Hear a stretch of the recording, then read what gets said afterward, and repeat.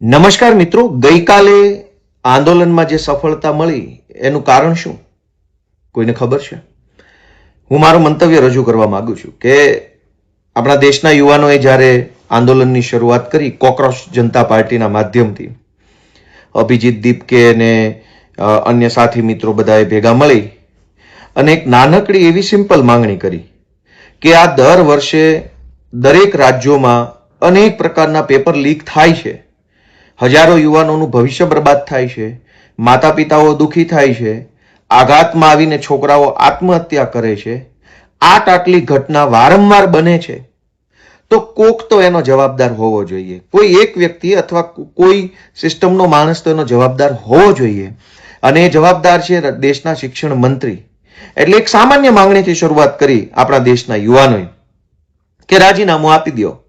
એટલે રાજીનામું આપવાથી જવાબદારી નક્કી થાય કે ભાઈ આ માણસની બેદરકારી હતી અથવા નિષ્કાળજી હતી. હવે દેશભરના યુવાનો ભેગા થયા અને આ સિમ્પલ માંગણી કે ભાઈ જવાબદારી નક્કી થવી જોઈએ. અને જવાબદારી સરકારમાં ક્યાં, જવાબદારી તો બધી જ નક્કી થતી જ હોય છે રોજે રોજના જીવનમાં, પ્રાઇવેટ નોકરીઓમાં, કુટુંબમાં, પરિવારમાં, જ્ઞાતિમાં, સંસ્થાઓમાં, બધી જ જવાબદારીઓ નક્કી થતી જ હોય છે કે કોઈ ઘટના બની છે તો એનો જવાબદાર કોણ? દેશના બાળકોએ જ્યારે જવાબદારી નક્કી કરવા માટેની માંગણી મૂકી તો દેશની સરકારે, સરકારવાળી પાર્ટીના નેતાઓએ અને દેશના પત્રકારોએ, ટીવીમાં બેઠેલા બધા પત્રકારોએ બધાએ ભેગા મળીને આપણા જ દેશના બાળકોને એટલી બધા ખરાબ ચિતરવાની કોશિશ કરી કે એની કોઈ હદ નહોતી. શરૂઆતમાં એમ કહેવામાં આવ્યું કે આ ચાઇનાના એજન્ટો છે, પછી એમ કીધું કે આને વિદેશથી ફંડિંગ આવે છે, પછી એમ કીધું કે આ દેશના ભાગલા પાડવા આવ્યા છે, આ દેશ વિરોધી તત્વો છે, આ લોકો સનાતન ધર્મ વિરોધી કામ કરી રહ્યા છે, આ લોકો વિદ્યાર્થીઓ માટે નહીં પણ સરકાર પાડી દેવા માટે થઈને કામ કરે છે. એટલા બધા વિકૃત પ્રકારના આરોપો દેશના યુવાનો પર કરવામાં આવ્યા.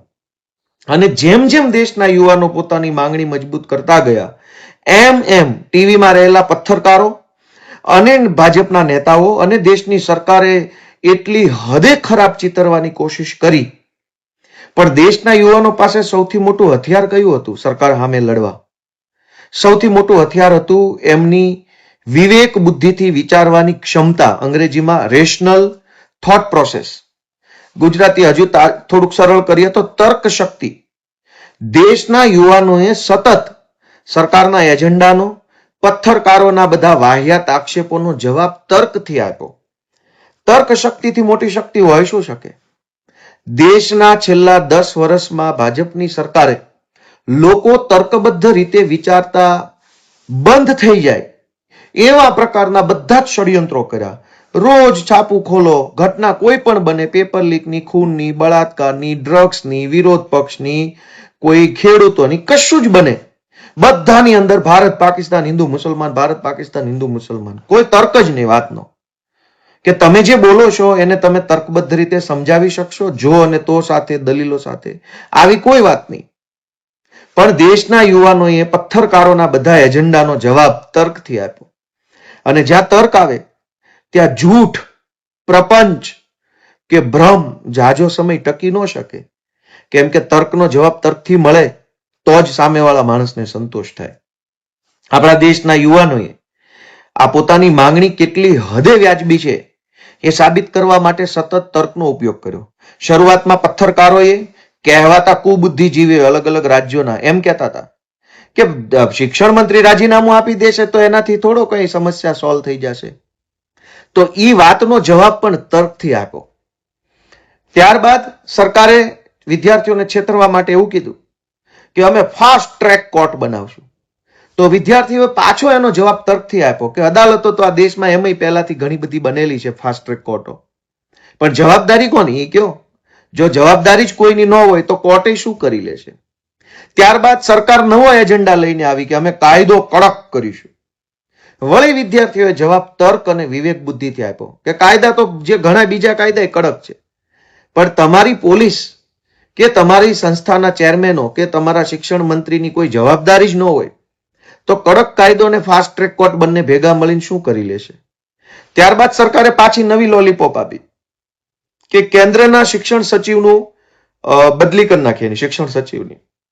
વળી યુવાનોએ તર્ક અને વિવેક બુદ્ધિથી જવાબ આપ્યો કે એમ નો હાલે.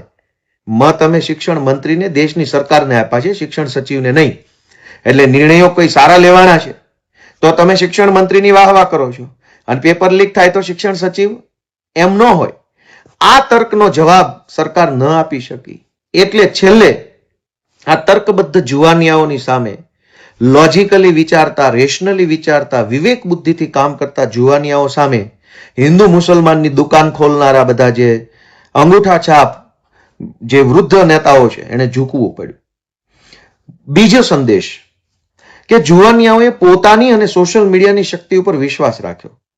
ટીવીના પત્રકારોએ તો આંદોલનને બદનામ કરવામાં કોઈ હદ બાકી નહોતી રાખી. વિદેશથી પૈસા આવે છે. હવે વિદેશથી શું પૈસા આવે? કેવી રીતે પૈસા આવે? સરકાર ભારતમાં ભાજપની છે. ફોરેનમાંથી એક વિમાન આવે, એક હેલિકોપ્ટર આવે, એક માણસ આવે તો દેશના એરપોર્ટ ઉપર થઈને આવે. કોઈ પણ પ્રકારના પૈસા આવે તો કઈ રોકડા રૂપિયાના થેલા વિદેશમાંથી નથી આવવાના. બેન્કિંગ ટ્રાન્ઝેક્શનથી આવતા હોય કે કોઈ પણ રીતે આવતા હોય. સરકાર જાણી શકે છે કોને ક્યાંથી આવે છે.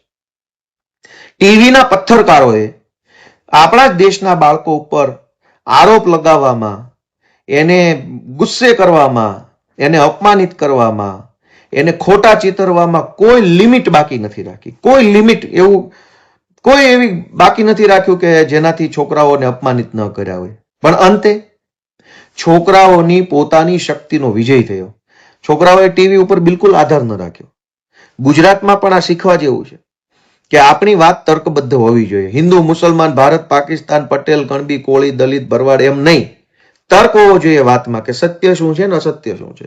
જ્યાં તર્ક હશે ત્યાં આજે નહીં તો કાલે સત્યની જીત થશે. પણ જ્યાં ખાલી માત્ર હંબક વાતો હશે ત્યાં સત્યની જીત નહીં થાય. ટીવી મીડિયાએ આખા આંદોલનને બિલકુલ સપોર્ટ ન આપ્યો, છતાંય આંદોલન જબરજસ્ત સફળ થયું. આંદોલનો તો ભૂતકાળમાં સફળ થયા, પણ ભાજપના રાજમાં આંદોલન આખું અવડું મોટું થાય અને સરકારે ઝૂકવું પડે, વડાપ્રધાને રાત્રે 12 વાગે વિડીયો બનાવવો પડે, એવું ભાજપની સરકારના આ નરેન્દ્ર મોદીના ઇતિહાસમાં પહેલી વખત થયું છે. અને એમાં ટીવીનું કોઈ યોગદાન નથી. એટલે હવે દરેક વ્યક્તિએ નોંધ લેવી જોઈએ કે આપણી લડાઈ આપણે જાતે લડવાની છે. ટીવી હંમેશા સરકારની તરફેણમાં હશે. પત્રકારો હંમેશા સરકારની ભાષા બોલશે કે આ લોકો દેશ વિરોધી છે, આમ છે તેમ છે. સૌથી મોટી તાકાત છે સોશિયલ મીડિયા.